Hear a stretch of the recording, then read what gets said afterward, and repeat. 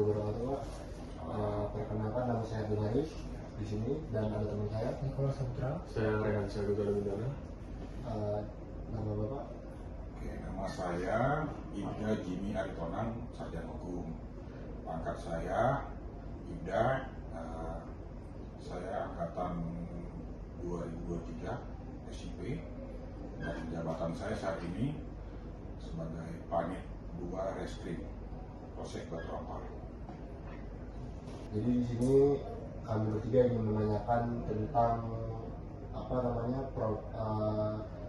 tentang etika profesi polisi yang khususnya bertugas di Bareskrim, Badan Reserse Kriminal. Kalau boleh tahu,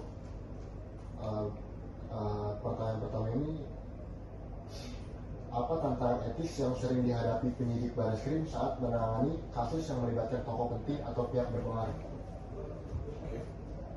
Jadi,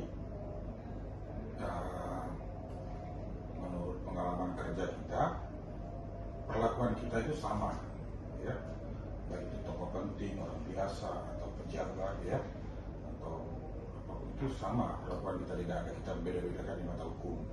Hanya saja kadang-kadang tantangan kita itu kalau orang penting, ya, mungkin kalau dia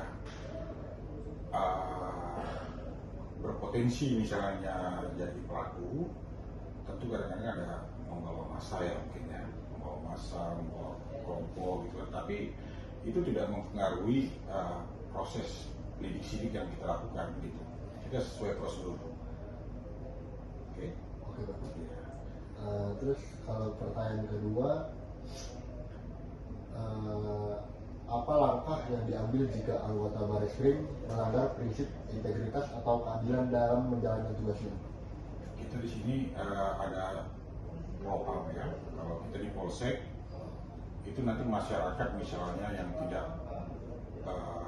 merasa tidak puas atas pelayanan kita, mungkin ada yang melanggar kode etik, itu masyarakat boleh melaporkan ke propam, ya, atau Polres atau maupun Polda. Tentunya nanti penyidik propam, pemeriksa akan melakukan klarifikasi, ya, tentang kebenaran dumas, ya, yang disampaikan masyarakat gitu. Jadi ada pengawasan dari Polri ini, agar anggotanya, ya, harus profesional, tidak melanggar hukum, melanggar kode etik. Gitu. Ini pertanyaan terakhir, Pak. Bagaimana Bareskrim membangun kepercayaan publik melalui penerapan etika profesi dalam penyidikan kasus besar atau kontroversial? Kita untuk membangun kepercayaan gitu, ya, kita memberikan pelayanan terbaik lah kepada masyarakat. Jadi setiap perkembangan perkara yang kita tangani itu kita berikan pemberitahuan melalui SP2HP, yang kita memberikan pelayanan terbaik sehingga masyarakat itu merasa puas atas pelayanan kerja kepolisian, khususnya penyidik dalam penanganan perkara. Ya. Ada lagi? Mungkin ini Om, boleh cerita sedikit nggak dari awal mulanya Om bisa berkarir di polisi? Ya, jadi saya itu dari Bintara. Saya Bintara, Polri, angkatan 2005 gelombang 1. Lalu saya bertugas, ya, banyak di reserse. Dari pangkat saya masih brigda, bertugas di reserse sampai saya tahun 2023 mengikuti seleksi SIP dan dinyatakan lulus terpilih mengikuti pendidikan di Stupas Kebun. Jadi pangkat saya sekarang sudah perwira Ibda. Jabatan saya saat ini Panit Opsional 2 Unit Reskrim Polsek Batu Ampar. Mungkin kalau dari saya, apa motivasi Om untuk dalam memilih satuan di Reskrim ini selama berkarir di polisian? Ya, pertama waktu saya memilih Reskrim itu karena kan kita baru-baru jadi polisi juga, kan.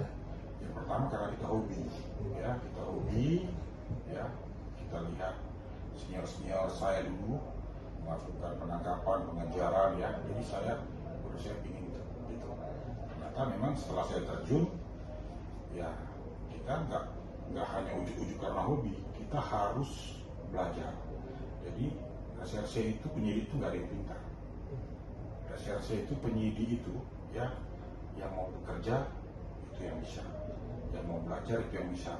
Jadi nggak ada tuh namanya reserse pintar ini, karena perkembangan hukum ini kan berubah-ubah tuh sesuai apa namanya itu perkembangan zaman ya kan.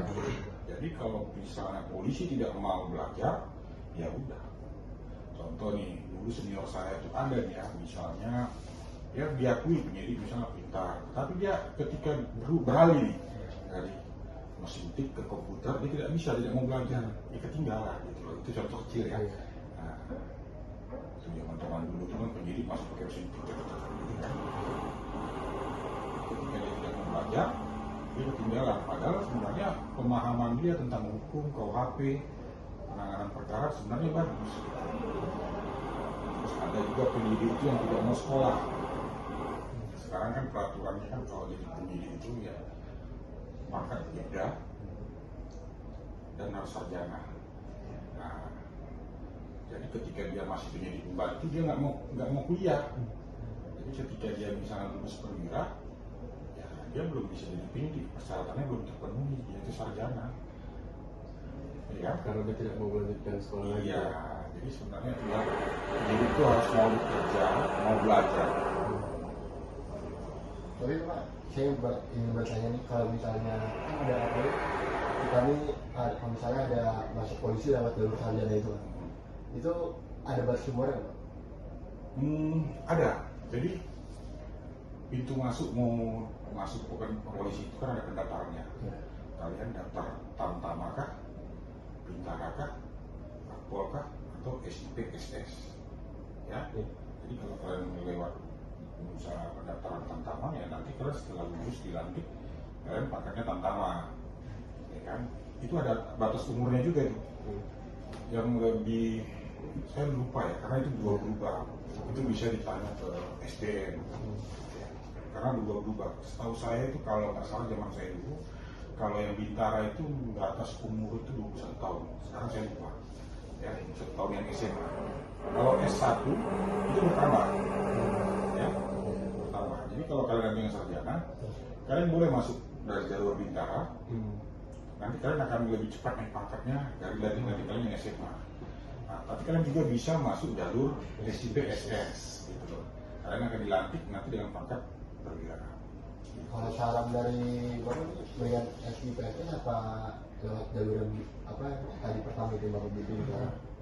Saya itu Bintara dulu, berjalan setelah pangkat Brika, saya sekolah. Tapi kalau misalnya kan saya ini belum jadi polisi nih misalnya, tapi saya pernah masuk polisi, tapi lewat jalur sarjana itu lebih bagus lewat. Kalau menurut saran Bapak mungkin saran Bapak ya. dengan SIPSS atau lewat dari yang Bintara tadi. Atau Bintara, itu Iya. tergantung ya keinginan kalian, persiapan kalian bagaimana, kemampuan kalian harus sudah ukur itu, gitu ya. Kalian juga harus ya tentunya kalau Bintara ya kuotanya mungkin lebih banyak ya. Nah, kalau SIPSS kuotanya per bola itu berapa, gitu. Jadi persiapan kalian harus betul-betul matang. Ya kalau misalnya contoh ya kalian larinya 6, ya harus kalian tingkatkan gitu, harus 7 putaran atau 8 putaran, ya jangan mau 6 gitu. Saya dulu waktu tes SIP umur sudah 36, itulah persiapan kita belajar lari ya, gitu. Tapi ketika Bapak ke sekolah lagi itu tesnya itu lebih sulit apa gimana? Ya lebih pasti ada tingkatan ya, tingkatan kesulitannya pasti ada, karena kita mau jadi perwira nih, tentu tingkatannya itu mungkin lebih lebih sedikit sulit, tapi yakin dan percaya kalau kalian belajar nggak sulit persiapannya ya. Mungkin belajar dan Belajar, jadi les ya, les itu. Tapi kalau dari pertanyaan dari saya lagi Pak, kalau adik saya kan rencananya pengen masuk Polri juga kan, Masuk apa? masuk Polri, masuk polisi. Oke. Tingginya udah oke nih, tingginya udah oke, akademiknya udah oke, itu fisiknya juga udah oke. Berarti kalau misalnya itu apalagi yang perlu ditingkatkan gitu dari hal belajar ya?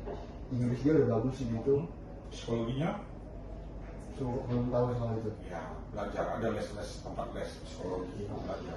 Ya, saya dulu juga les, saya belajar. Ya, namanya kita dari Bintara sudah lama nggak tes, sudah berhadapan dengan pekerjaan. Ketika mau tes ya saya persiapan lagi, saya belajar lagi tentang psikologi bagaimana. Ya, saya korek-korek lagi, saya beli buku itu yang pelajaran apa psikologi itu, saya beli itu. Namanya persiapan kan. Gitu. Mungkin segitu aja dari Ya. kami Pak pertanyaannya. Terima kasih Pak udah meluangkan waktu buat kami bertiga menanyakan hal seperti itu. Oke, saya juga ucapkan terima kasih ya.